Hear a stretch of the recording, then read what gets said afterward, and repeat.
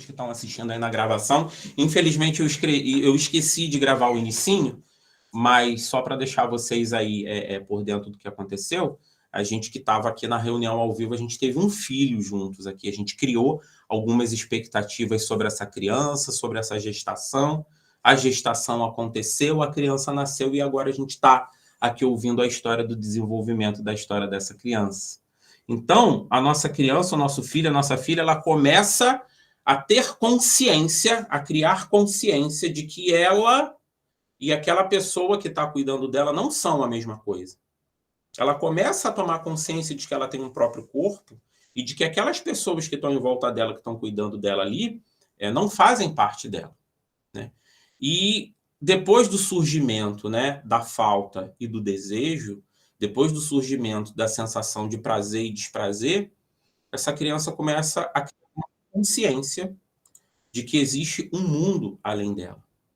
Mas, além de tomar consciência de que existe um mundo além dela, ela também toma consciência do seu próprio corpo.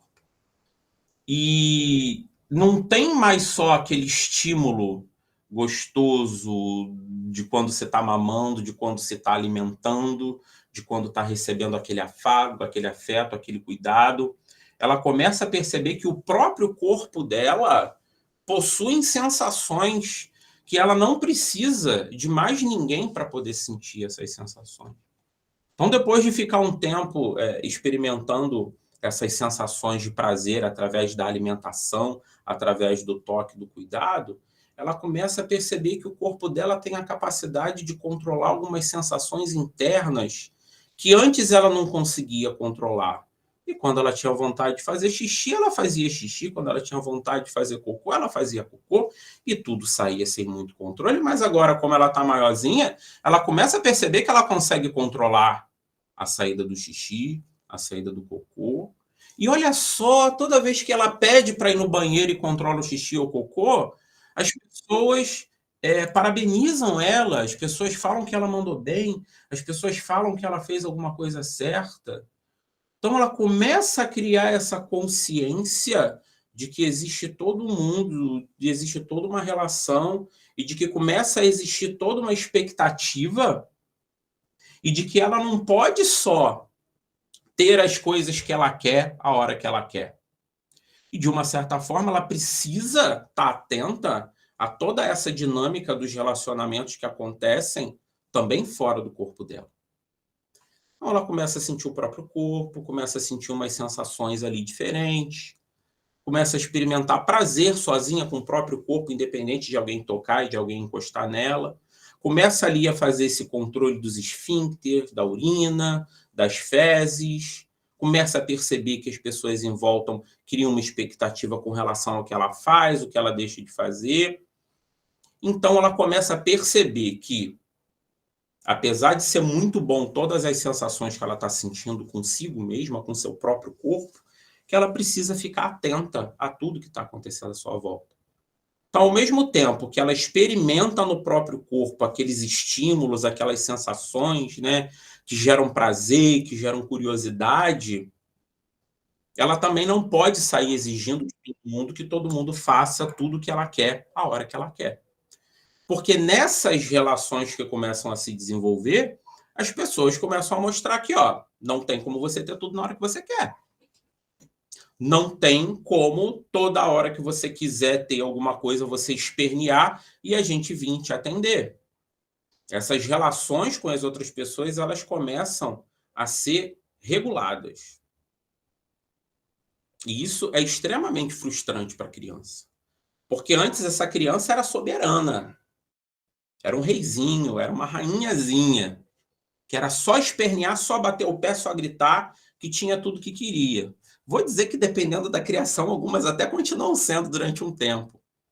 Mas o fato é que a criança começa a tomar consciência de que existe uma realidade fora dela que entra em conflito com o que ela sente dentro dela, com o que ela quer dentro dela. Não dá para ela ter prazer o tempo todo.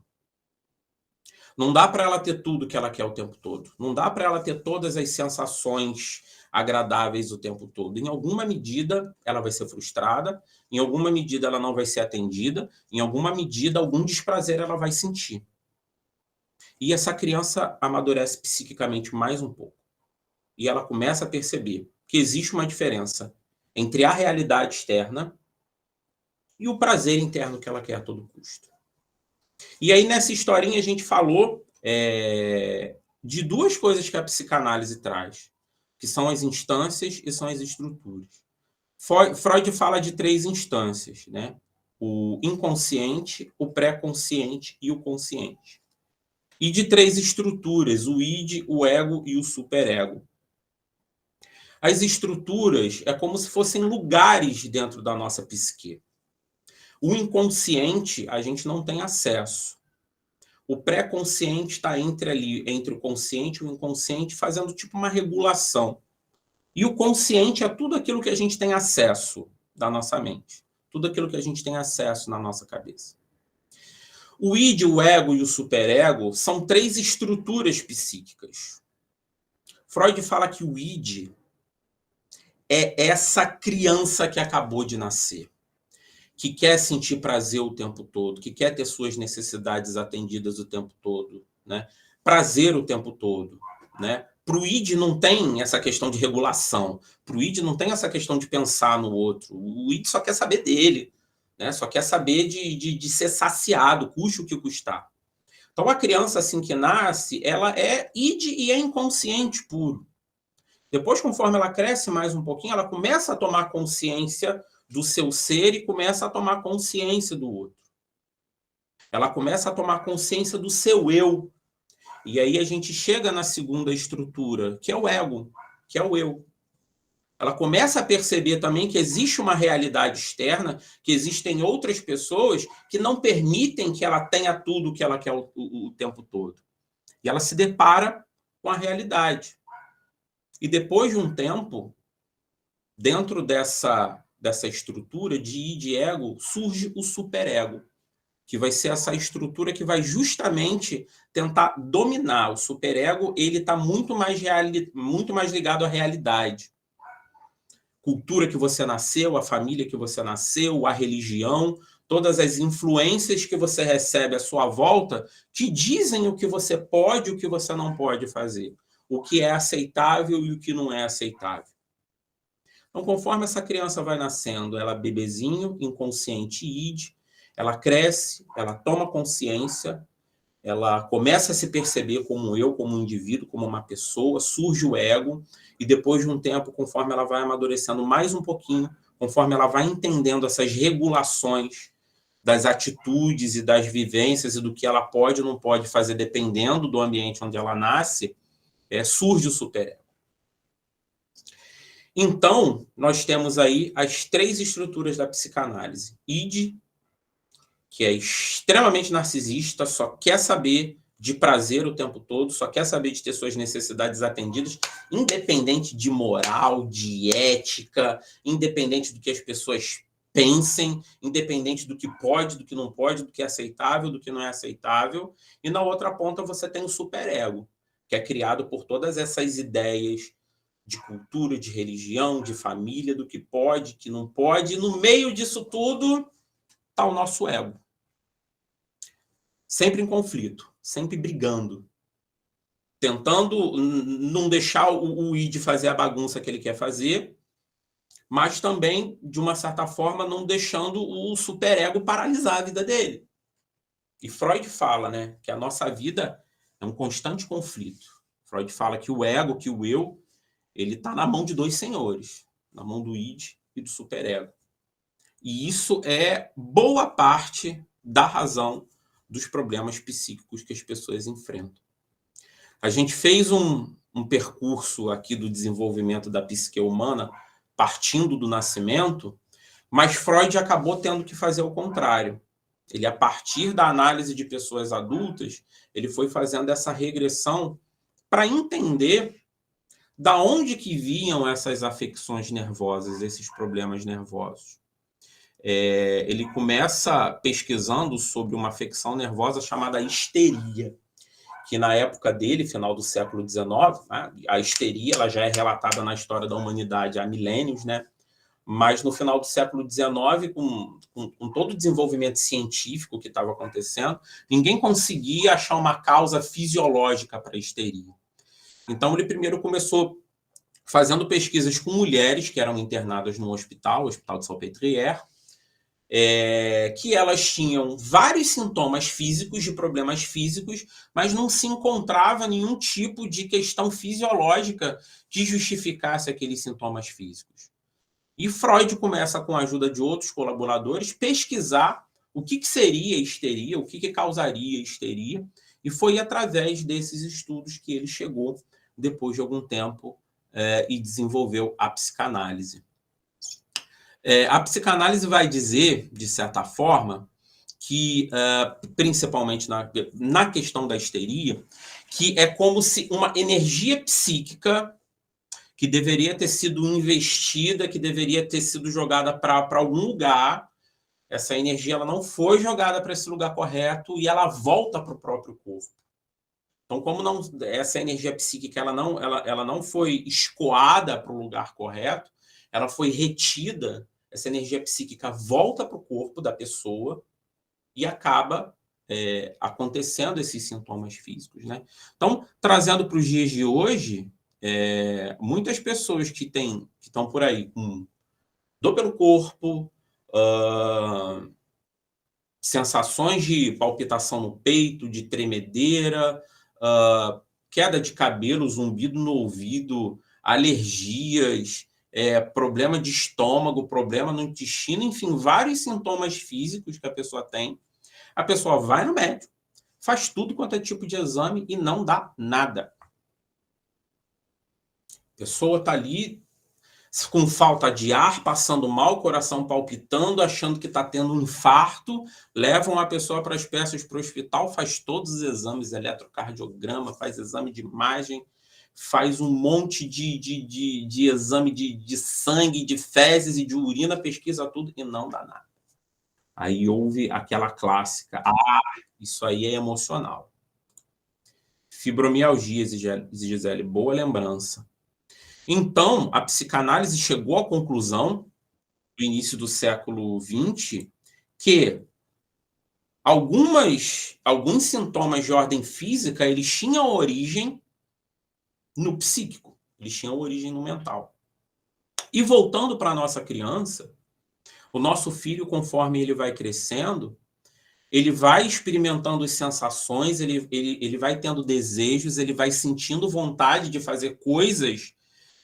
Só que disseram para ele que ele não pode fazer, disseram para ele que ele não pode sentir aquilo, disseram para ele, para ela que aquilo ali é errado.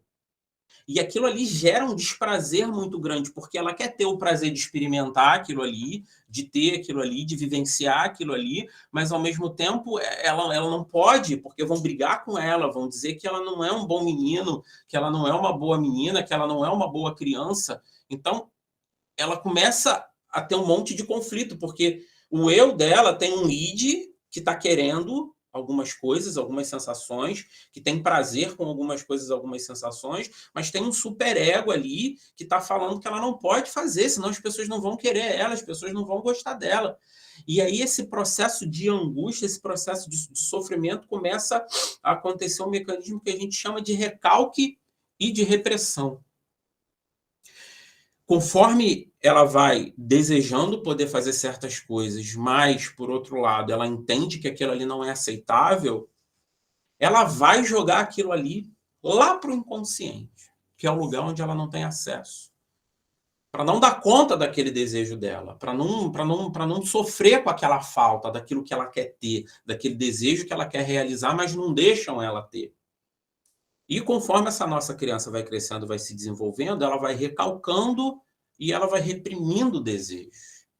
Ela vai recalcando e ela vai reprimindo coisas que ela queria sentir, coisas que ela queria experimentar. E aí pode ser que nesse meio do caminho ainda aconteçam outros estímulos, outras situações que ela não vai estar madura o suficiente para lidar, que ela não vai estar pronta para conseguir elaborar, e essas coisas, essas situações que vão acontecer com ela, vão de alguma forma quebrar alguma coisa dentro dela, vão de alguma forma rasgar alguma coisa dentro dela. Vai ser um estímulo que vai deixar uma marca, que vai deixar uma cicatriz, que vai trazer um desprazer, que vai trazer uma angústia, e ela não sabe o que fazer com aquilo. E esses estímulos, que a gente pode chamar de traumas, que vêm acontecer na vida dela, ela também, de alguma forma, vai tentar reprimir, vai tentar recalcar, vai tentar esquecer. Então, toda essa energia que ela queria investir em coisas que ela gostaria de experimentar, que ela gostaria de sentir, ou toda essa energia que ela teria que escoar por conta de alguma coisa traumática que aconteceu dentro dela, que aconteceu na vida dela, ela vai só guardando, ela vai só recalcando, ela vai só reprimindo e vai ficando tudo armazenado lá no inconsciente. Alguém se reconhece aí um pouquinho nessa história que eu contei? Alguém consegue pensar em alguma coisa assim na própria história, na própria existência semelhante? Está fazendo sentido? Se não estiver fazendo sentido, também pode falar. Não tem problema, não. Ou está todo mundo pensativo, né? O pessoal está pensativo. Então, gente, a psicanálise é sobre isso. Dentro da teoria psicanalítica, Freud desenvolve a teoria dele baseada em toda essa dinâmica entre id, ego, superego, as instâncias inconsciente, pré-consciente, consciente. E a pessoa, quando chega na adolescência, quando chega na vida adulta, às vezes ela não entende o porquê de certas escolhas, o porquê de certas sensações, o porquê que determinadas coisas afetam ela de uma forma ou de outra forma. Todos esses registros de tudo que aconteceu com o nosso filho, desde a gestação, e Lacan vai falar que esse sujeito, na verdade, ele já está sendo formado, ele já está sendo atravessado desde antes da gestação. E o que a gente fez aqui? Antes da gente engravidar, a gente criou uma série de expectativas sobre o nosso filho, sobre a nossa criança. Então, essa criança, de alguma forma, ela já começa a existir ali. Ela não foi nem concebida ainda. Mas esse sujeito já tá vindo ao mundo. Desde o momento que a gente consegue... Desde o momento que a gente para imaginar o que ele vai ser. Que a gente cria expectativas do que ele vai ser. A gente escolhe um nome antes dessa criança vir ao mundo. Então, esse sujeito já está sendo atravessado pela linguagem, pelas palavras, pelas nossas expectativas, desde antes da concepção. E todos esses estímulos, todos os estímulos que ele teve na gestação, todos os estímulos que ele experimentou quando era bebê, toda essa formação, esse amadurecimento da psique e todos esses conflitos e essa falta e esse desejo, tudo isso vai formar a base da personalidade da nossa criança. E aí, quando a nossa criança chegar na adolescência, quando chegar ali na juventude, todas as escolhas que ela fizer, tudo aquilo que afeta ela, vai estar sendo influenciado por toda essa interferência, tanto consciente quanto inconsciente. Tudo que está recalcado, tudo que está reprimido ali no inconsciente desse sujeito, de uma certa forma, acaba influenciando a vida dessa pessoa. Aí o que acontece? O consciente, ele cria uma barreira ali no pré-consciente, para não permitir que todo esse conteúdo recalcado, que todo esse conteúdo reprimido, ele venha à tona. O id está ali, enclausurado no inconsciente, sendo controlado pelo ego e pelo superego, para que ele não faça a bagunça que ele quer fazer. Só que aí acontece o seguinte: o id e o inconsciente, eles não têm nada de bobo. O id quer a todo custo fazer com que esse conteúdo inconsciente ele emerja para a consciência. Só que o consciente, ele levanta uma barreira poderosíssima, cheia de mecanismos de defesa, para que esse conteúdo inconsciente ele não venha à tona. Por quê? Porque já ficou definido que não pode. Causa mais desprazer do que prazer. É ruim ter essas coisas na consciência. Então, consciente não pode deixar essas coisas virem à tona. Só que aí, o que o inconsciente faz? O id quer, de toda maneira, que essa energia ela venha para fora. Que essa energia ela se manifeste em algum lugar. Que tudo aquilo que está ali reprimido, que está recalcado, toda aquela potência que está ali, precisa escoar de alguma forma. E o que acontece? Todas essas questões que estão ali reprimidas, que estão recalcadas, elas começam a ser desfiguradas. Elas começam a ser mascaradas. O id olha assim, o inconsciente olha assim, o mecanismo de defesa, a barreira está programada para reconhecer esse tipo de estímulo. Então, o que eu vou fazer? Vou transformar isso aqui em outra coisa. Eu vou fazer essa energia ir para a consciência, essa energia se manifestar no mundo real de alguma forma, mas eu vou dar uma outra cara para isso aqui, para a barreira, para o mecanismo de defesa não reconhecer que é uma coisa que não pode passar. E como vocês acham que essa energia psíquica que está ali recalcada, que está ali reprimida esse tempo todo, como vocês acham que o inconsciente mascara, desfigura essas questões para elas poderem emergir para o consciente? Agora eu gostaria que vocês, por favor, interagissem comigo. Boa, Joelsa. Mais gente. Boa, Elza. Vou falar tudo de uma vez só. Podem abrir o microfone se quiserem falar também, tá? Ou podem escrever no chat. Como vocês acham que essa energia psíquica, como esse conteúdo inconsciente, que a barreira do consciente não deixa aquilo vir à tona de jeito nenhum, como isso se manifesta? Exatamente. Patologia, doença, sintomas, repetições.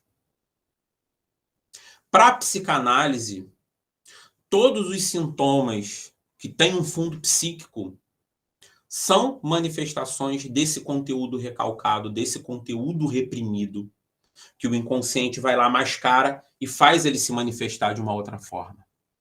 Então, voltando lá naquela ideia da histeria, muito disso que está reprimido, que está recalcado, que não tem para onde escoar,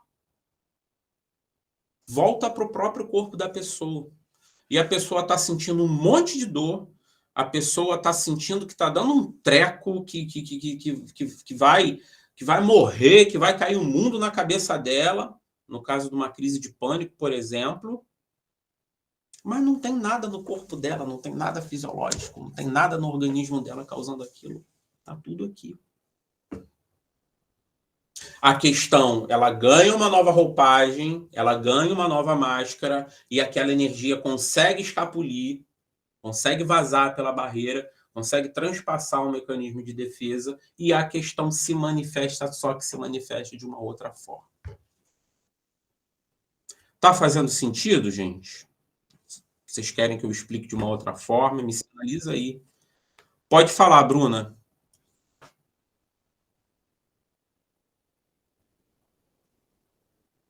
Bruna levantou a mãozinha. Você levantou a mãozinha sem querer, Bruna? Bruna deve ter levantado a mãozinha sem querer. Foi sem querer, desculpa. E tem outra Bruna também. Não, Rufone, não é você não. É a Matchevich. Matchevich. Ah, foi sim. Tá, beleza. Tá, tudo bem. Não tem problema não. Então, gente, toda essa historinha foi para introduzir um pouco do que é a psicanálise, né? Do que a psicanálise vê. De como a psicanálise vê essa questão dos sintomas, né? Deixa eu botar aqui o slide. Então, repetindo, todo esse percurso que eu fiz, né, do nascimento até a vida adulta, Freud teve que fazer o contrário, né, porque ele foi do sintoma, né, ele foi do grande, ele foi daquilo que se manifestava até conseguir chegar à raiz de todas essas questões, né. E uma coisa que é o grande clássico, né, de quando a gente fala de psicanálise, é que as pessoas que às vezes não tiveram a curiosidade de pesquisar acham que tudo é sobre sexo, que tudo é sobre sexualidade, que é tudo sobre libido. Freud, no decorrer da teoria dele, ele traz duas energias, né? Duas pulsões, dois instintos, que é a pulsão de morte, que a pulsão de morte, ela de uma certa forma, ela quer fazer com que a gente volte a um estado anterior das coisas. E aí, dentro de um texto dele chamado Além do Princípio do Prazer, ele vai falar que é como se uma parte da gente quisesse voltar ao inanimado, a quando nós éramos organismos sem vida, né? Com zero de estímulo, né? Com absolutamente nenhum estímulo. E tem a pulsão de vida, que ele deu o nome da energia da pulsão de vida de libido. Da pulsão de morte ele não inventou um nome, ficou só a pulsão de morte. Mas para a pulsão de vida, ele trouxe essa ideia da libido, dessa energia sexual. Mas quando Freud fala de sexualidade, ele não está falando só de peru, bunda e buceta. Não está falando de órgão genital. Ele traz para a sexualidade todas as relações humanas. Amizades, afetos, enfim, toda essa gama de relacionamento humano, ele traz isso para dentro da sexualidade. Não necessariamente significa que está todo mundo querendo transar com todo mundo. Não é isso. Mas quando você mergulha na teoria psicanalítica, você vai ver que essa ideia de sexualidade ela é muito mais abrangente dentro da psicanálise, né? Compartilhar.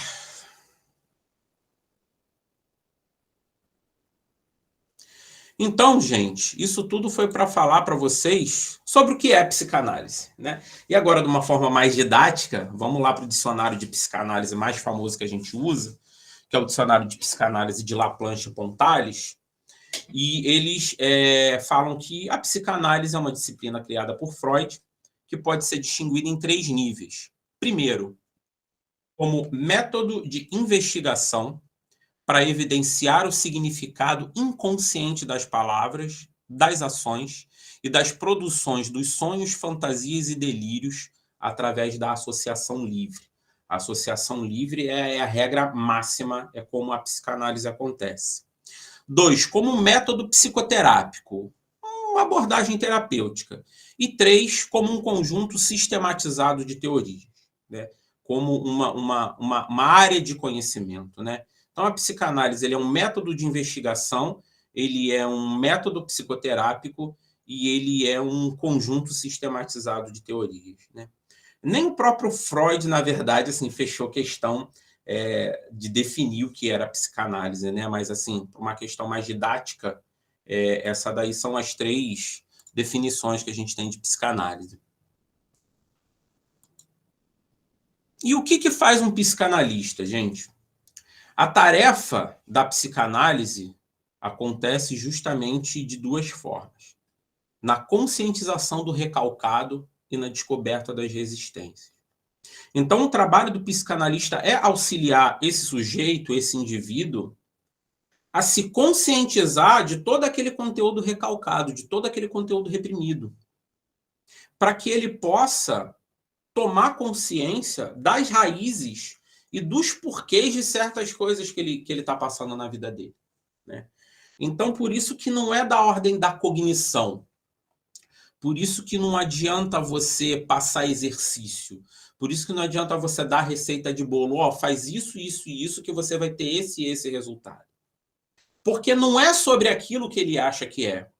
Porque a real questão daquilo que ele está passando tem a ver com alguma coisa que está reprimida, que está recalcada, que está presa, que está escondida, que está esquecida. Então, a resposta para aquelas situações que aquela pessoa está passando está ali dentro dela. Não está com a gente. Não está na técnica. Não está na teoria. E a gente, através da técnica da psicanálise, a gente vai auxiliar que essa pessoa tome consciência daquilo que está ali dentro dela, que ela esqueceu, e descobrir quais são essas resistências, por que das resistências que impedem que esses conteúdos vêm à tona. Ou seja, é a própria pessoa que faz o trabalho. Não é a gente que trabalha na pessoa. Depois de muito ela repetir os sintomas, depois de muito ela repetir os discursos, de repetir, dentro do processo terapêutico, ela começa a recordar, ela começa a lembrar daquilo que está ali dentro reprimido, que está recalcado, que está escondido no inconsciente. E a partir do momento que ela traz isso para a luz, e a gente não tem como ir lá dentro do inconsciente, né? Esse conteúdo inconsciente ele precisa vir para fora, ele precisa vir para a luz, né? Porque o inconsciente ele é inalcançável. Conforme ele vai trazendo essas questões para a consciência, ele vai tendo a oportunidade de elaborar essas questões. Do porquê que ela está passando por isso, do porquê que ela está sentindo isso. Né?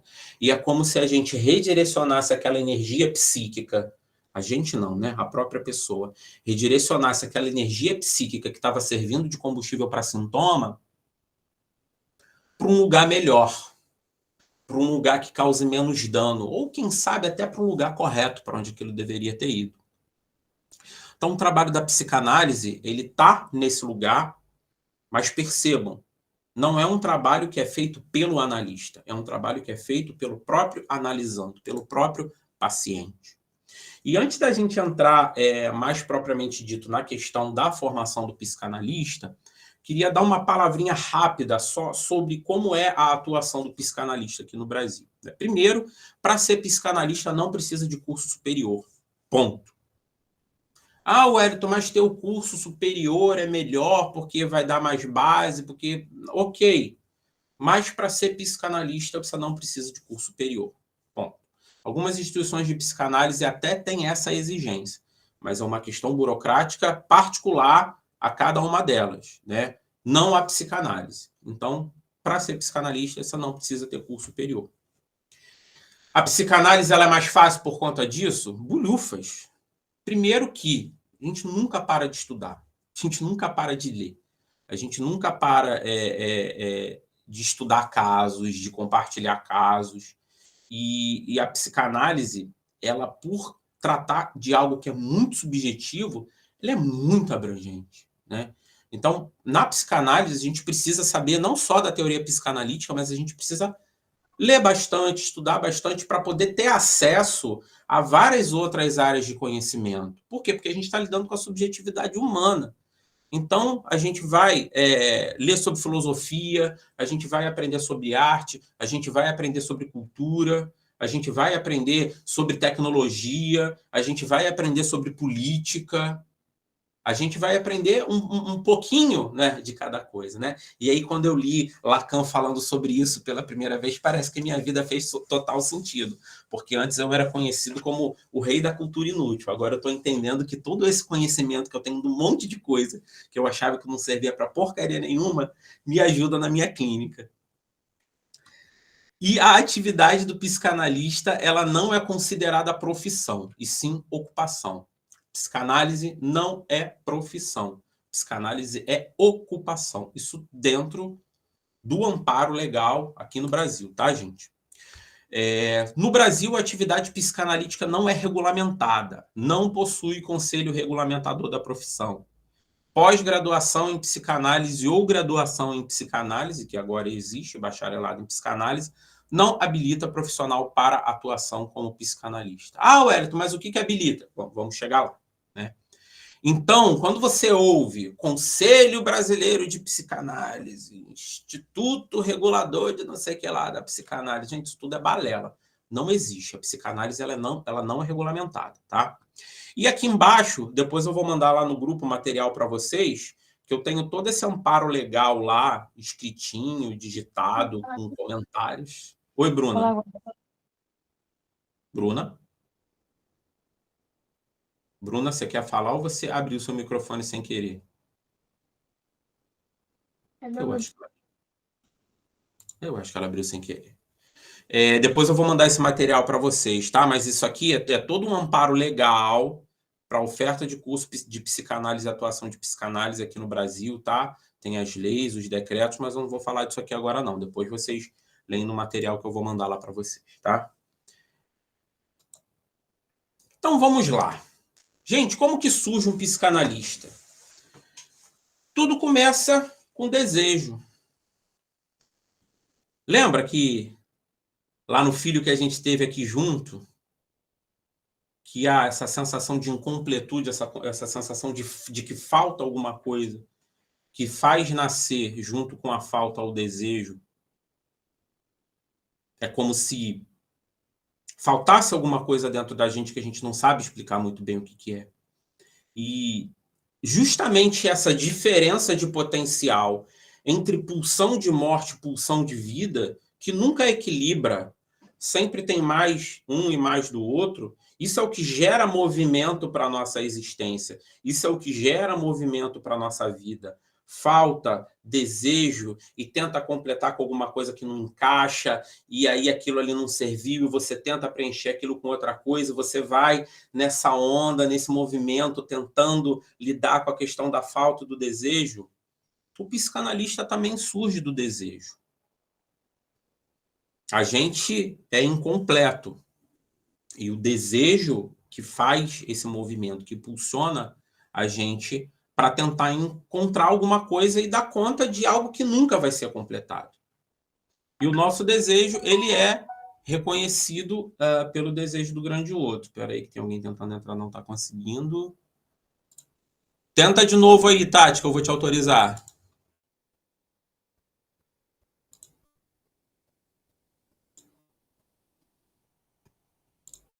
Foi. E o nosso desejo, ele é reconhecido pelo desejo do outro, né? Então, toda vez que a gente se pergunta o que eu quero do outro e o que eu posso oferecer para o outro, é uma maneira da gente dar conta desse desejo. E para que um psicanalista surja, tem que ter alguém louco o suficiente para querer ser psicanalista. E é nesse desejo de se completar e de completar o outro que surge o desejo de ser psicanalista. Então, sobre a formação do psicanalista. Vocês lembram que lá, ali atrás, ali um pouco, eu falei para vocês que não é o psicanalista que faz o trabalho, é o paciente, é o analisante. Por quê? Porque o psicanalista, ele não sabe de nada daquela pessoa, ele não sabe de nada daquele paciente. Então, por mais que você tenha uma teoria, que você tenha uma técnica, mas a psicanálise, na verdade, ela não tem a ver com um saber, ela tem a ver com um não saber. Porque você não sabe nada sobre aquela pessoa. Se bobear, você não consegue saber nem muita coisa sobre você mesmo. Quem dirá saber sobre outra pessoa? Então, na psicanálise, a gente está diante de um saber que não se completa, que não se forma, que não se finda, que não se aprende na academia, não se aprende no curso, não se aprende na formação. Porque isso tem a ver com o outro, com o conteúdo do outro, com o que está recalcado, reprimido, esquecido lá no outro. Então, não é no curso de graduação, não é no diploma, não é na carteirinha, não é no número do registro que você mostra a sua capacidade de ser psicanalista. Porque isso é uma posição subjetiva e que não depende do psicanalista.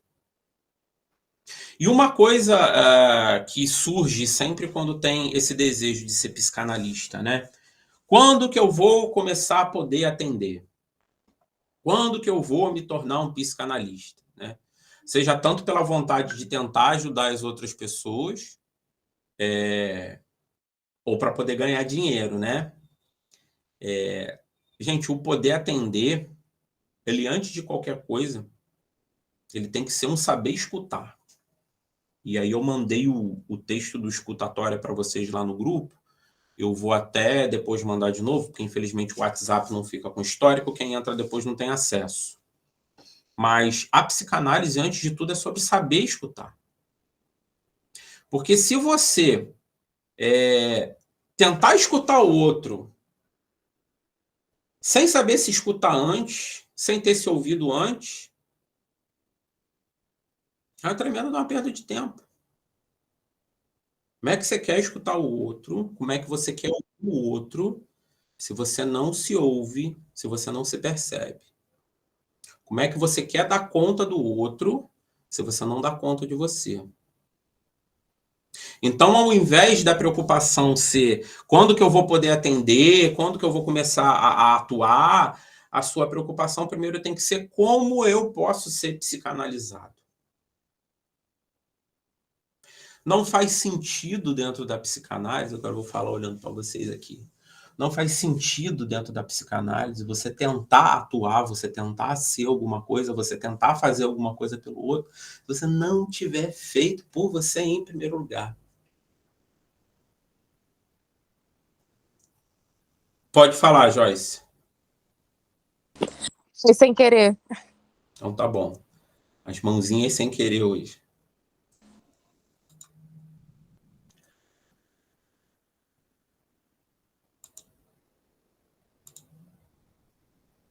Opa. Eu repeti aqui em cima.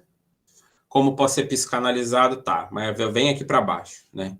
Somente quando o psicanalista conhecer o que lhe era desconhecido de si próprio, é que ele inicia sua habilitação para conhecer o que o outro desconhece de si.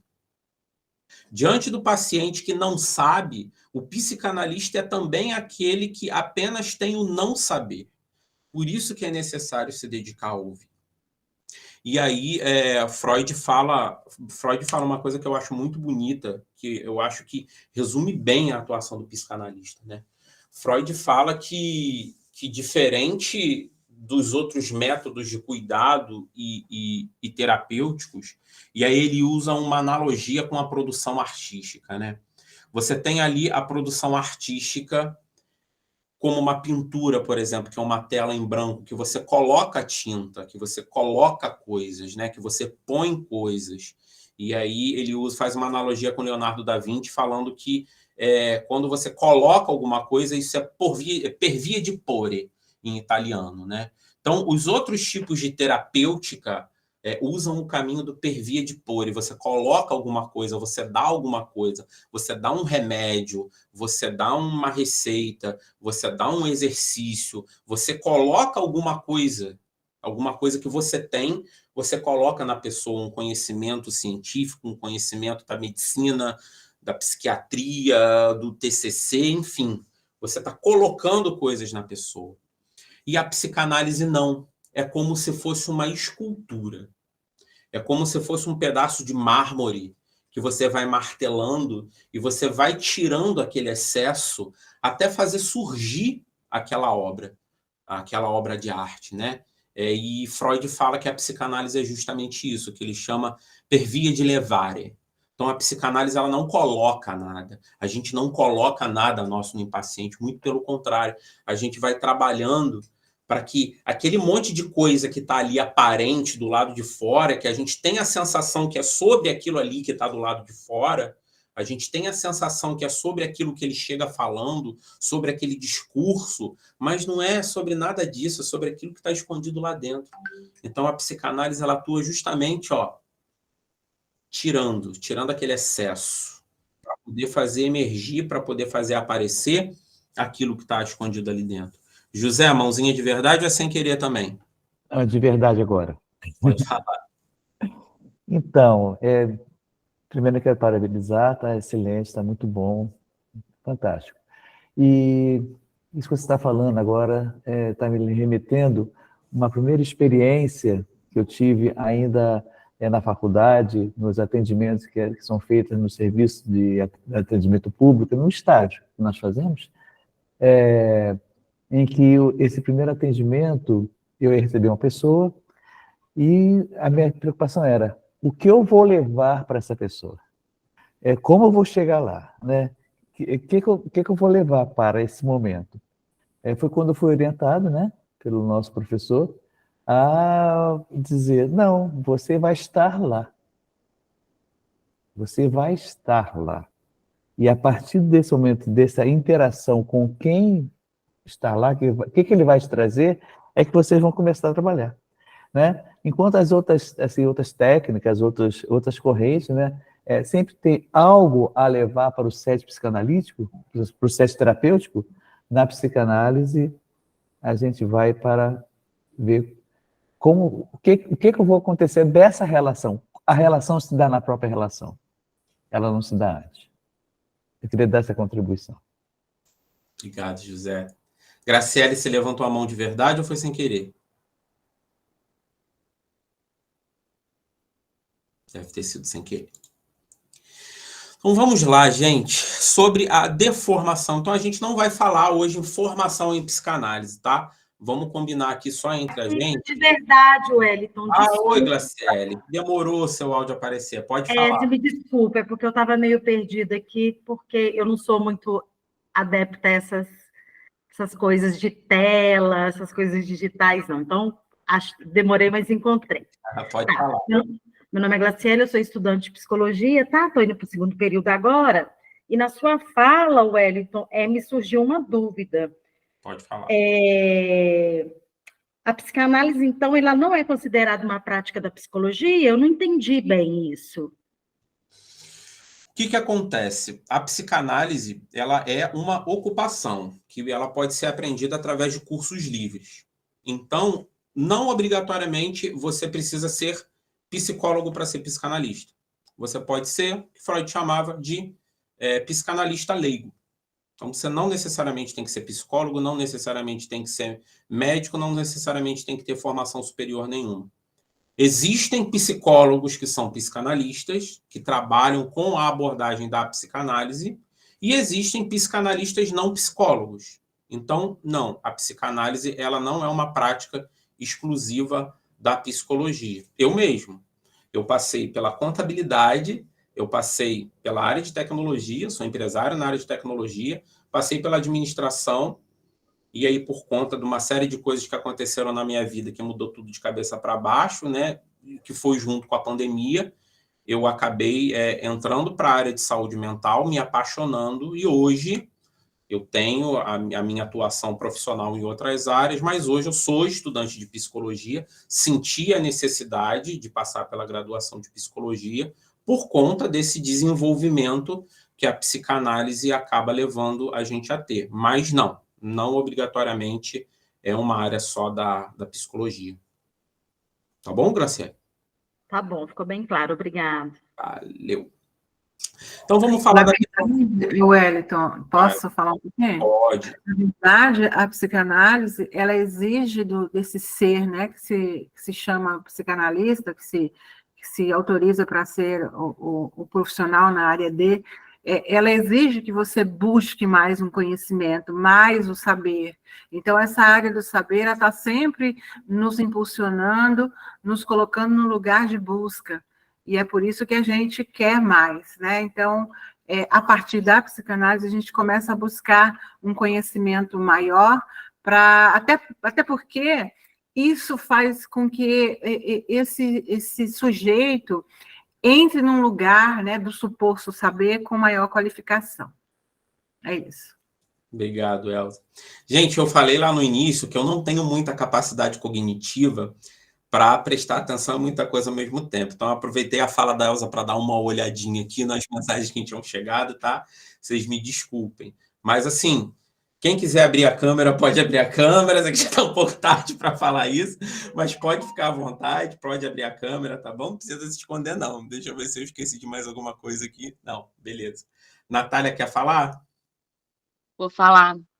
Até para ajudar a Graciele aí, a psicanálise ela faz parte das 3 forças da psicologia, né? Que é o behaviorismo, a psicanálise, aquele símbolo da psicologia, né? Que é a psicanálise, o behaviorismo e a Gestalt, né? Essa é a força da psicologia. Então, ela está dentro da estrutura da psicologia, né? Mas tem sua atuação à parte. Perfeito. Obrigada. De nada. Então vamos lá, gente, sobre a deformação do psicanalista, né? E aí a gente puxa um pouquinho a sardinha para o lado de Lacan, porque o ISMC é uma escola lacaniana, mas não é ortodoxa, tá? Jihadista lacaniana, não. Tanto que aqui no Escola Aberta a gente vai falar até sobre outros psicanalistas pós-freudianos. Mas Freud fala de 2 caminhos aí para se formar psicanalista, né? Que é a psicanálise em intenção, que é o processo de análise didática, da análise pessoal, né? Então, primeiro você precisa ser psicanalizado. Você vai precisar sentar na frente de um psicanalista em algum momento e você vai precisar ter a sua própria experiência de análise pessoal, né? Esse trabalho que você quer se propor a fazer pelo outro, em primeiro você tem que fazer por você. Porque só quando você começa a conhecer o que estava escondido dentro de você, o que estava desconhecido para você, é que você começa a se habilitar para conhecer o que o outro esconde dentro dele. Então, diante do paciente que não sabe nada sobre o que está acontecendo com ele, do porquê das coisas que estão acontecendo com ele, o psicanalista é aquele que tem o não saber que eu falei. Porque o psicanalista não sabe de porcaria nenhuma. O psicanalista pode vir ali narrar toda a técnica da psicanálise para o paciente, que não vai adiantar de nada, né? Se não for através da associação livre, de permitir que o paciente deposite naquele analista ali o que ele quiser depositar, e nessa escuta, não para ouvir o que o paciente está falando ali, o conteúdo manifesto, mas para conseguir perceber quando esse conteúdo inconsciente ele escapa, ele escapole. E aí a gente consegue ajudar o analisante, o paciente, a se ouvir e começar a se perceber. Então, o psicanalista, ele é um não saber, ele não sabe de nada. Bom? E a segunda maneira é a psicanálise em extensão, né, que anda juntinho. Essa psicanálise em extensão ela acontece através da escola, que tem aí a função da escola como presentificadora da psicanálise no mundo. Foi Lacan que falou isso, né? É através dela que a gente estuda a teoria, onde a gente experimenta a transmissão da psicanálise, né? Então, tem ali um analista de data, tem um analista mais experiente, que vai trazer a teoria, onde a gente vai fazer a leitura dos livros, né? E onde a gente também tem acesso a estudo de caso e a supervisão clínica. E no estudo de caso e na supervisão clínica, a gente também aprende a teoria, né? Então, tudo meio que acontece junto ali. Mas na escola é onde a gente tem acesso a isso que vai ajudar a gente a trabalhar o nosso próprio estilo de atendimento, a nossa própria clínica, porque a psicanálise ela não é padronizada. Cada psicanalista vai desenvolver um estilo, vai desenvolver a sua maneira de usar a psicanálise com esse propósito terapêutico. E cada paciente, cada analisante que você atender, que a gente atende, é uma psicanálise nova. Não existe padrão, não existe receita de bolo. Freud que falou isso, tá? Não foi eu, não. Cada psicanálise que se inicia é uma nova psicanálise. Cada atendimento que se inicia é uma psicanálise nova que nasce ali. E a deformação do psicanalista, então, ela acontece no famoso tripé da psicanálise, que é a análise pessoal, que é a psicanálise em intenção, o estudo da teoria e a supervisão de casos clínicos, que é a psicanálise em extensão. E quanto tempo dura a deformação do psicanalista? Não sabemos. Vai depender, escrever errado, depende do percurso de cada um. Assim como a gente não sabe quanto tempo vai demorar a análise de um paciente, assim como a gente não sabe quanto tempo vai demorar a nossa análise pessoal, a gente não sabe quanto tempo vai demorar a nossa formação, porque é diferente, vai ao avesso de tudo aquilo que se imagina sobre uma formação, sobre você atuar, você aprender alguma coisa para poder fazer alguma coisa. A psicanálise vai totalmente ao avesso desse conceito que a gente tem, né? E é por isso que a gente não fala de uma formação, a gente fala de uma deformação, porque a gente está deixando de ser alguma coisa, a gente está deixando de ser alguém. E Lacan fala também desse processo de descer, quando você chega no final da análise, né? E como não é você que faz o trabalho, como não é você que coloca nada no tratamento terapêutico, para você ser um psicanalista de fato, depois de tudo isso, e não adianta nada disso que eu falei aqui se não acontecer uma única coisa. uma pessoa, um paciente, um analisante te dá esse lugar de psicanalista.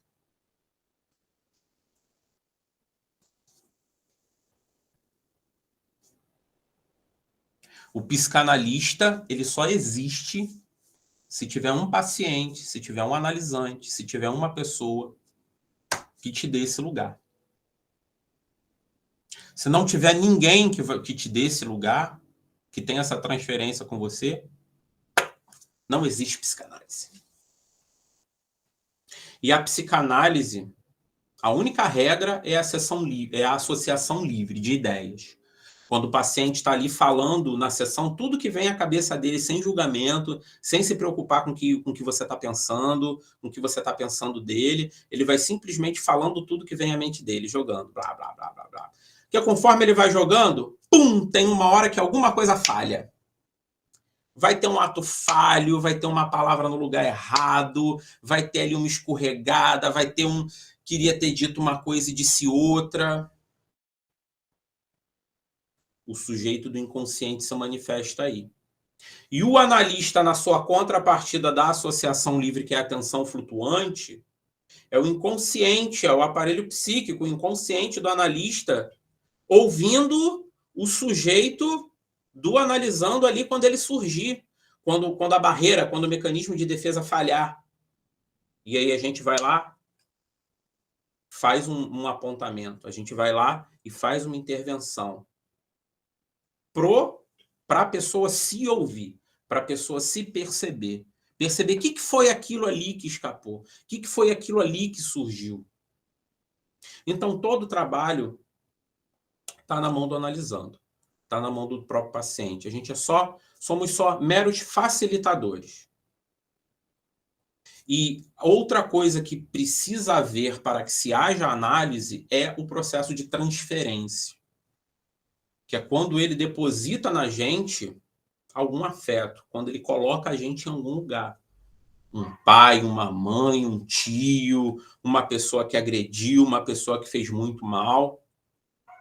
Quando ele deposita esse afeto na gente, coloca a gente em algum lugar, o processo de análise ele começa a acontecer. Porque onde tem transferência, tem resistência.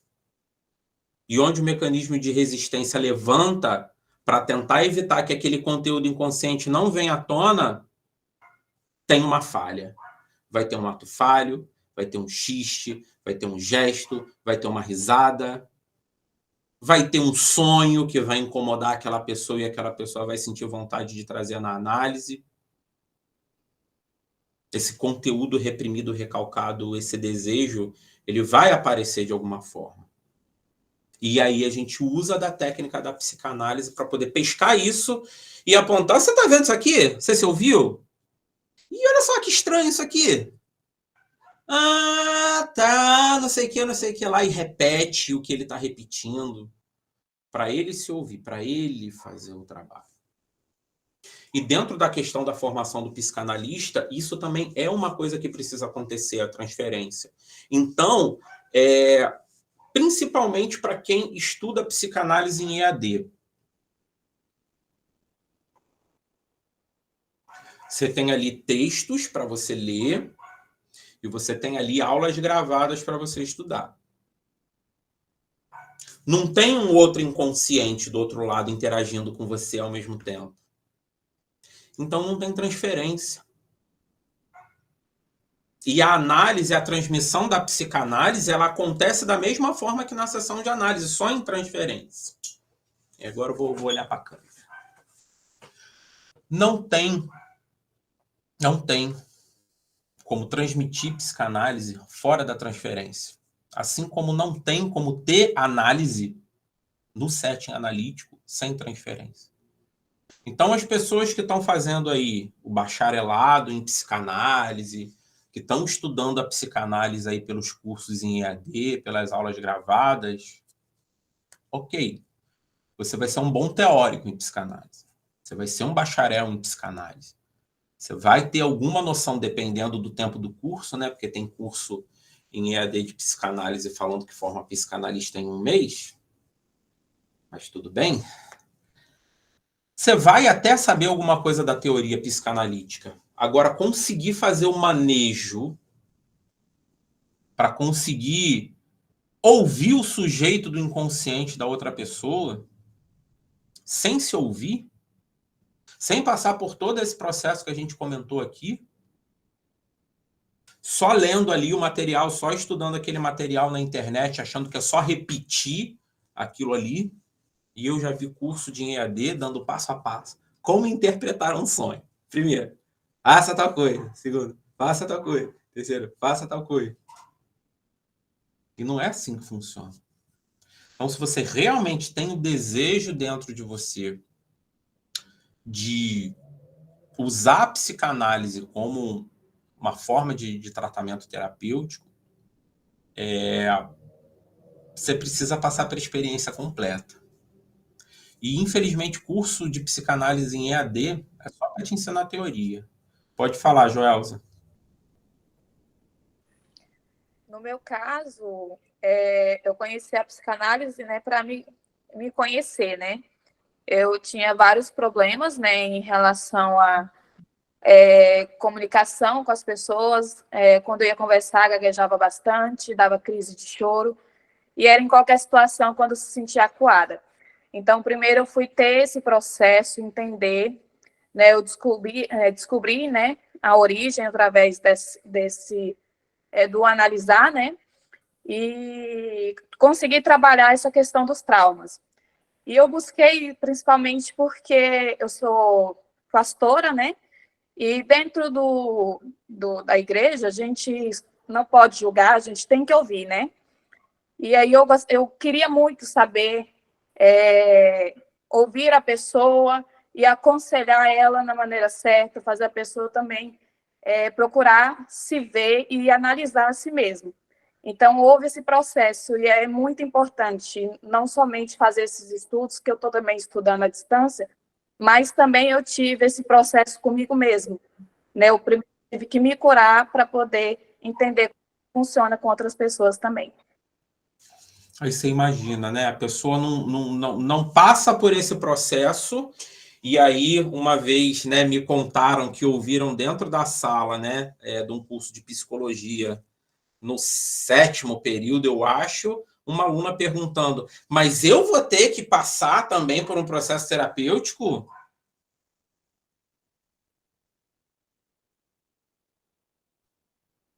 Mas eu vou ter que me tratar com psicólogo também?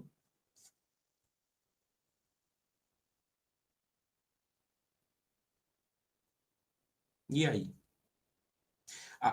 A grande dificuldade, e aí os psicanalistas que estão aí, né, já finalizei a palestra, já finalizei o conteúdo. Os psicanalistas que estão aí podem me ajudar, por favor. Cara, o mais difícil da psicanálise não são os 28 volumes da obra de Freud publicados pelo Imago. Algum psicanalista que já atenda aí pode me ajudar? Qual você acha que é a maior dificuldade da psicanálise? Na minha opinião pessoal, é a desconstrução do eu. É deixar fluir numa análise dentro do 7 apenas o paciente e você se esvaziar. É muito difícil. Você viu que a Elza falou dela. A Elza não falou de técnica. A Elza não falou de teoria. A grande dificuldade também, para mim, é justamente não se misturar com o paciente, que é um processo que a gente dentro da teoria chama de contratransferência. Só que para eu não me misturar, eu tenho que estar com as minhas questões o mais bem resolvidas possíveis. E se eu me misturar e a contratransferência acontece muito, não é só o livro que vai me sanar aquela questão. Eu vou ter que levar isso para minha análise pessoal. E dependendo da situação, também é interessante levar para a supervisão. Pode falar, Glaciela. Nossa, eu particularmente estou achando tudo muito interessante. Eu não conhecia, tá? Nessa questão da psicanálise, eu realmente totalmente ignorante nessa. Para mim, tudo é muita novidade. Eu estou aprendendo muito. Obrigado por essa oportunidade de eu aprender tanto, né? Legal. Porque eu não teria nenhuma habilidade em questionamento de uma coisa que eu não tenho conhecimento. Então, hoje eu aprendi muita coisa e quero aprender mais. Agora, sim, eu vou fazer uma pergunta que eu não sei se ela vai ser muito pertinente. Se Pode não perguntar. for, você me perdoe por essa falta por essa ignorância mesmo. Não se preocupe. Mas, igual, quando um indivíduo ele é dado a sugestão dele fazer um acompanhamento, né, uma terapia psicológica, tal, isso em custo-benefício para um cliente, para um paciente, da questão da psicanálise e desse acompanhamento com o psicólogo. A diferença é grande, eu estou falando em valores mesmo, vou falar direto em relação a isso, ao custo-benefício do paciente, do indivíduo, do cliente. Você pode me falar como é que é, se é uma diferença muito grande, se isso é valorizado? Não é questão de valor, né, de dinheiro, mas você está entendendo o que eu estou querendo te perguntar? Depende. É tudo muito subjetivo, Graciele. Até por conta, e aí falando de psicanálise, né? Por conta de se ter popularizado muito o ensino da psicanálise através da internet, né, por conta da tecnologia, e foi um boom disso durante a pandemia, e esse tipo de situação que eu te falo, hoje existe lugares que dizem que formam um psicanalista em 30 dias, então vamos dizer assim que de uma certa forma aquele glamour que se tinha em volta do psicanalista, de uma certa forma meio que caiu por terra, né? Porque eu ouso dizer até que a psicanálise está virando moda. Eu era de um tempo em que se falar de Freud em alguns círculos, Freud era um pervertido, para Freud era todo sexo, que não sei o quê, que a psicanálise é isso, a psicanálise é aquilo. E aí eu confesso que eu até tive uma frustraçãozinha quando eu entrei para a faculdade de psicologia agora, porque agora todo mundo é fã de Freud. Então, não dá nem assim para ter uma conversa para tentar elucidar as pessoas, porque hoje é um movimento muito contrário. As pessoas amam Freud, as pessoas amam a psicanálise, né? Então, de uma certa forma, é uma coisa que se pulverizou e, de uma certa forma, também saiu essa coisa como que se o psicanalista fosse assim, um ser de outra dimensão com capacidades extrasensoriais, né? Nossa, eu sou da época que eu achava que psicanalista era interpretador de sonho, literalmente. Que era só você contar para o psicanalista o sonho que você teve, que ele ia dizer, isso aí é porque você vai ganhar dinheiro, é porque isso aí você vai acontecer uma coisa ruim com você, né? Ih, sonhou com dente, isso é morte. Né? Tem uma galera que acha que a coisa era meio assim, mas hoje em dia não. Então, o que acontece, Graciele? Vou falar do ISMC, tá? Para não falar da casa dos outros. Hoje, no ISMC, quando a pessoa passa pelo percurso, né? E ela se autoriza a começar a atender, primeira coisa, ela passa por um processo de estágio. Tem cursos de psicanálise por aí que não dão estágio. A pessoa cumpre ali dentro daquele sistema, dentro daquela plataforma online, todas aquelas etapas, ela ganha uma carteirinha dizendo que ela é psicanalista. Né? E dentro do ISMC, depois de se fazer esse estágio junto com a análise pessoal, junto com a supervisão clínica, dentro do tempo daquela pessoa que vai se falar em ela começar atendendo, ganhando dinheiro, que também é subjetivo.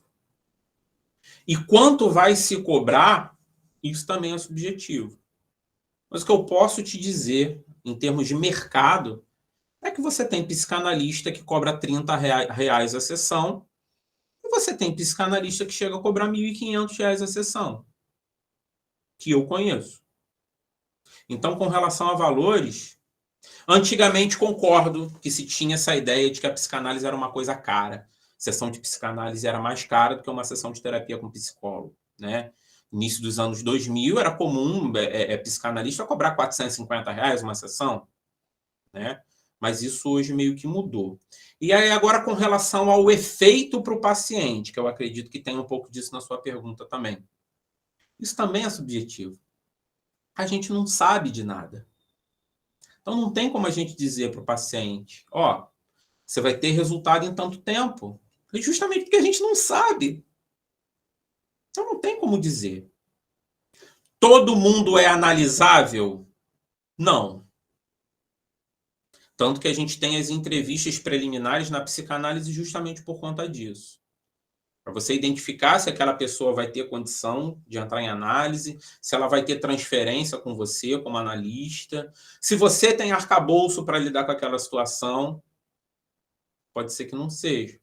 E para alguns outros tipos de afecções, outros tipos de transtornos, realmente, de repente, um processo em TCC vai ser mais indicado naquele momento, né? Se tiver alguém aí da área de psicologia que está um pouco mais à frente pudesse falar um pouquinho sobre isso, acho que seria interessante. Alguém se habilita? O que eu estou querendo dizer, Glaciela, é que sim, nem tudo se resolve com psicanálise. A psicanálise ela não é soberana, ela não é a última Coca-Cola do deserto, não. Tá? Tem outras afecções, outros problemas que você, sim, vai precisar ir num psiquiatra, você vai precisar ir num TCC, você vai precisar de um outro tipo de abordagem, tá? Consegui responder sua pergunta? Maravilha. Pode falar... Rafa, não, foi sem querer. Joyce. Rafaela, pode falar, Rafaela. O Pedro que não é Pedro. Pedro que não é Pedro. Uma crise existencial aí de identidade. Né? Deixa assim, eu como a amiga falou agora anteriormente, eu tô muito, eu não sei se perdida ou achada, né? Eu sou graduada em serviço social, atuo na área. Por conta disso, eu acho que eu já tenho uma escuta bem sensível e qualificada, né? Porque assistente social, a demanda é de escuta mesmo.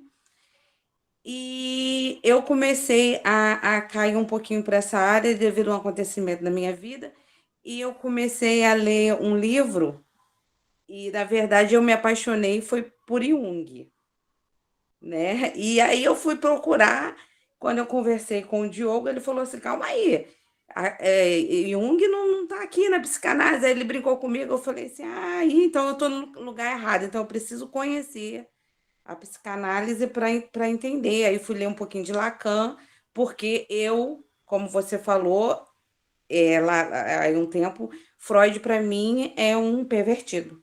Então eu sou ainda dessa filosofia que Freud é pervertido.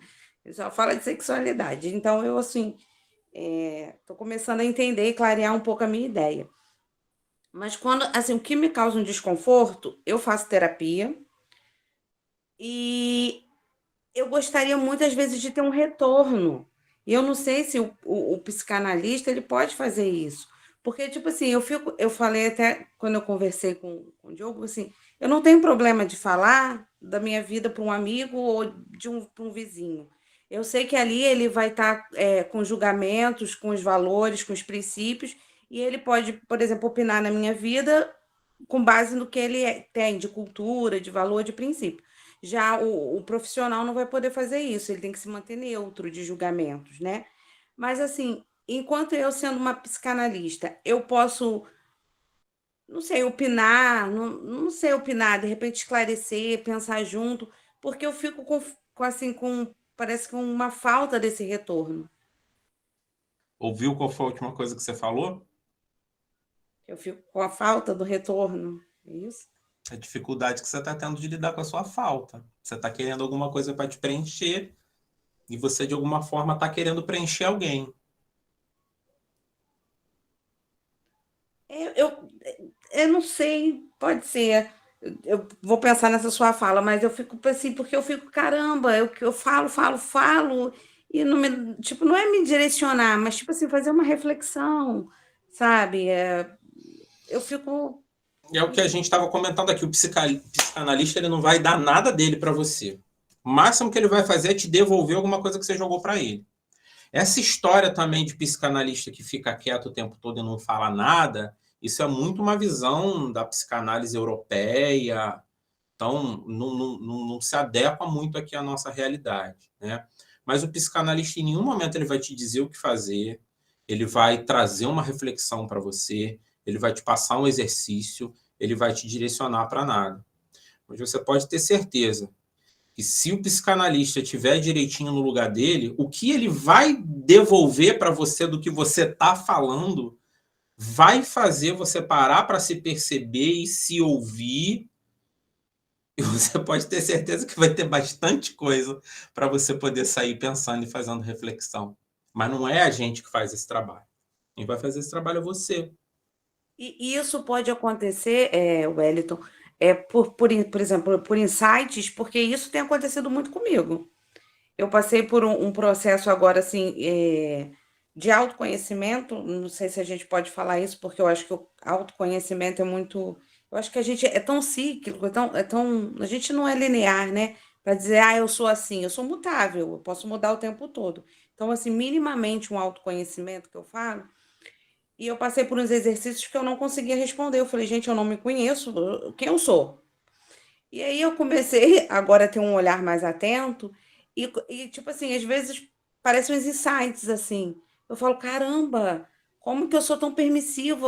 Eu preciso mudar isso. Mas acontece em insights, não no momento da minha terapia. A gente fala muito que a análise começa quando a sessão termina.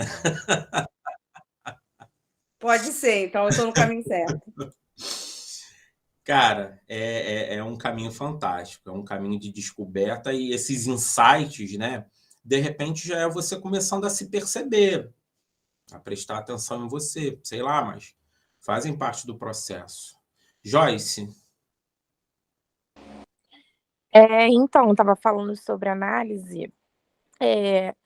Quem identifica quando a pessoa está apta a ser analisada ou a abordagem tem que ser diferente? É o paciente, é o analista? Como que a pessoa consegue perceber que precisa de uma análise, ou pode ser uma análise, ou tem que ser outra coisa? No caso, o psicanalista não se coloca nesse lugar. Você não precisa de análise, você precisa ir para um TCC, você precisa ir para um psiquiatra, né? O psicanalista não está nesse lugar, porque o psicanalista não direciona, né? Mas enquanto psicanalista, e aí trazendo para a nossa escola lacaniana, se a gente não percebe que tem nenhuma contratransferência da nossa parte, às vezes o paciente chega, ele começa a contar, ele chega para a entrevista, oi, beleza, tudo bem? Que te trouxe até aqui? O que está acontecendo com você? Ele começa a narrar aquela história. Pode ser, de repente, que o paciente, que o candidato a analisante, ele vá falar de uma parada ali que mexe com você, que é uma parada que você não tem bem resolvida dentro de você, né? Então, de repente, não é o caso de você atender. E aí você vai falar na entrevista, olha, esse tipo de caso, enfim, esse tipo de caso não sou especializado, não é o tipo de caso que eu possa lidar com você. Vou pedir para você procurar um outro analista, ou você vai indicar um outro analista, se você se atrever a isso, sei lá, né? Outra coisa que pode acontecer, o paciente está indo às entrevistas, mas você, como analista, dentro da técnica, você percebe que não tem transferência. Se não tem transferência, não tem como ter análise. E não é papel do psicanalista forçar a transferência. Então, se não tem transferência, você não fecha contrato, porque a pessoa não vai entrar em análise, então não tem por que ela estar ali, né? Então, voltando, né? A gente, como psicanalista, a gente não vai dizer para onde ela tem que ir. O máximo que a gente vai analisar é se tiver a transferência, se ela tiver a transferência, se ela tem condição de ser analisada, ou se for alguma coisa que mexe muito com você, que você não está preparada para lidar com aquilo, de repente melhor você não atender. Tá bom, Joyce? Entendi. Joelsa.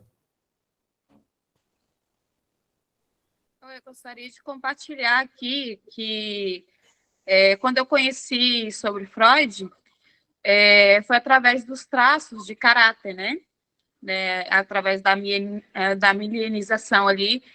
E quando eu estou com o meu analisando, eu vou ouvindo a escuta, né? Eu estou ali presente, né? Ouvindo o que ele tem para falar, mas automaticamente, diante de alguns estudos de análise corporal e comportamental, e diante do que eu venho estudando através desses estudos, através de Freud, eu consigo já fazer uma pré-análise ali do meu analisando, de possíveis traumas, de onde que está indo. Eu só ouço e conduzo, né, para que chegue no momento certo, né? Foi ali diante do traço ali dele, da personalidade, onde que foi praticamente a origem, através do análise corporal, né? Eu olho, analiso, mas eu espero chegar ao ponto, né, para a gente conduzir, para saber onde que foi o momento ali que teve a dor, né, o traço da dor. Então, eu uso muito, não falo, não dou a minha opinião, mas eu conduzo para o momento que eu analisei ali, através do análise corporal, de comportamental, para seguir ali onde que foi a origem. Entendi. Natália? Até falando um pouco sobre a Rafaela que estava falando, por exemplo, na supervisão, quando está se estudando psicanálise, ela também te ajuda a manejar melhor a clínica, né? Por exemplo, você quer responder, você quer trazer uma fala sua para o paciente, e quando você está na supervisão e começa a falar sobre a questão em si, como é um lugar onde se tem transferência, ali você consegue, o próprio supervisor, ele vai conduzir melhor a você levar isso para terapia, por que você quer falar, se for o caso de você realmente precisar levar isso para terapia, e vai te fazer todas as orientações que é necessário para a gente conseguir manejar melhor a clínica, né, e usar a ferramenta da técnica, né, sobre as recomendações que Freud deixou. É isso que eu queria contribuir. Maravilhoso. Gente, estamos chegando ao final da nossa primeira palestra da Escola Aberta, tá? Por favor, interajam lá no grupo, participem das próximas palestras. Eu vou manter o grupo aberto ainda por enquanto. Enquanto estiver gerenciável o grupo, eu vou deixar ele aberto, porque eu fiquei com medo de abrir o grupo ser o estouro da manada, mas eu estou vendo que está todo mundo bem trabalhado aqui na terapia, todo mundo segurando, né, as suas questões, as suas angústias, mas assim, outras questões que vocês tiverem, vocês podem mandar lá no grupo, eu vou respondendo na medida do possível, a gente vai trocando ideia na medida do possível, tá? Vou mandar lá no grupo o slide aqui, para quem interessar, vou mandar aquele material do amparo legal da atuação da psicanálise aqui no Brasil, vou mandar depois de novo o texto da escutatória, que é muito legal, super recomendo para vocês lerem, tá bom? E vou fazer um jabazinho aqui, gente. Quem de repente quiser conversar um pouco mais privadamente, eu vou colocar aqui o meu contato, se eu conseguir compartilhar a janela certa. Wellington. Pode falar. Fizeram uma pergunta lá, a média de tempo de cada palestra. Olha, a gente está se programando para 2 horas, né? E aí, entre explanação, interação, a minha, eu pensei em 2 horas, né? Que foi o que eu tinha combinado desde o início. E a gravação. Vai ficar gravado, tá? Apesar de eu ter esquecido de gravar o início, mas a gente vai mandar no grupo o link de cada palestra que vai ficar gravada, né? Depois, quando o Google Meet liberar a gravação, a gente manda o link lá, tá? Para quem não puder assistir na hora, assistir depois. Vocês podem, se vocês gostaram, vocês podem continuar divulgando, podem convidar, podem mandar o link lá da inscrição, tá bom? Para as pessoas se inscreverem e entrarem no grupo. Deixa eu ver se eu esqueci de mais alguma coisa. Duração das palestras. Então, a minha eu fiz dessa forma, tá? Para durar 2 horas. Agora, as outras palestras vai depender meio que de cada palestrante, mas eu acredito que não tenha muito como ser menos de 2 horas, né? Eu acredito que deva ficar mais ou menos nesse patamar. Então, meu contato profissional tá aí, tá? Meu WhatsApp, eu também vou mandar o contato lá no grupo, tá? Para quem quiser, pode se sentir à vontade de entrar em contato comigo, de conversar comigo no particular, tá bom? Que eu respondo. Quem tiver mais curiosidade, tiver interesse sobre o percurso de deformação psicanalítica do ISMC, do Instituto de Saúde Mental e do Comportamento, vamos abrir novas turmas agora para o segundo semestre de 2023, tá? Então, como é que funciona para poder participar do percurso? É igual ao tratamento psicanalítico. Você vai entrar em contato, você vai marcar uma entrevista, e aí nessa entrevista você vai saber de todos os detalhes, de todos os pormenores, né? Para você chegar à sua conclusão se quer participar do percurso ou não. Tá. Vou mandar, tá? Vai estar lá no grupo todos esses contatos. Vou mandar o meu contato do ISMC. E para aqueles que já são terapeutas, que já atendem em parceria com o Psicolides, que o Escola Aberta está acontecendo. O Psicolides, ele é um serviço de marketing digital para terapeutas, para que vocês consigam pacientes pagantes. Então, se vocês também se interessarem, se fizer sentido na cabeça de vocês esse tipo de serviço, é só vocês entrarem em contato. Eu também vou mandar o contato lá no grupo do atendimento do Psicolides, para vocês entenderem mais, saberem como funciona, tá bom? Lá no @Psicolides tem algumas informações lá, tem alguns videozinhos no destaque que eu coloquei, explicando sobre a ferramenta, sobre a prestação de serviço, mas mais detalhes, vocês entram em contato lá com o nosso atendimento, tá bom? Para saber mais coisinhas. E caramba, 21h59. Wellington, Pode falar, Gisele. aqui, pede para a galera abrir a câmera para a gente registrar o momento, tirar um print aí para a gente documentar a presença de todo mundo. Você faz esse print, Gisele? Tem como? Eu tô pelo celular, não sei se eu consigo pegar muita gente. Peraí. Eu consigo aqui, eu consigo. Tem que fazer isso no início, porque agora a galera saiu. Igual a colega falou aí, saiu uma que está galera. acostumando, eu também estou pegando essa prática, gente, agora de palestrante. Inclusive, isso que está acontecendo aqui faz parte também do meu percurso, né? A produção, não só de artigo científico, de estudo de caso, mas a produção na psicanálise em qualquer coisa, seja um áudio, seja um vídeo, seja um podcast, seja uma palestra, seja um livro, seja um artigo científico, seja um roteiro para filme, para peça de teatro, uma poesia. Tudo isso faz parte do percurso de psicanálise, tá? Então sejam todos muito bem-vindos. Espera aí, eu acho que eu consegui dar um jeito aqui de abrir, mas aí você faz aí também, Natália. Espera aí, que agora tá aparecendo um monte de gente aqui. Ah, o pessoal tá abrindo a câmera. Aprendi como é que... Abre a câmera aí, gente. Quem puder, abre a câmera aí pra gente tirar um print. Mas também, se tivesse feito isso no início, não ia dar, porque o máximo... Parece, eu não consegui fazer aparecer. Ia ter que tirar várias telas, né? Então vamos lá, 1, 2, 3 e... Foi. Gente, muito obrigado. Foi um prazer inenarrável estar aqui junto com vocês. Podem mandar perguntas, questionamentos, né, lá no grupo. Podem entrar em contato comigo no privado também. Gente, muito obrigado. Um beijo no coração de vocês e até a próxima. Tchau, tchau. Tchau, tchau.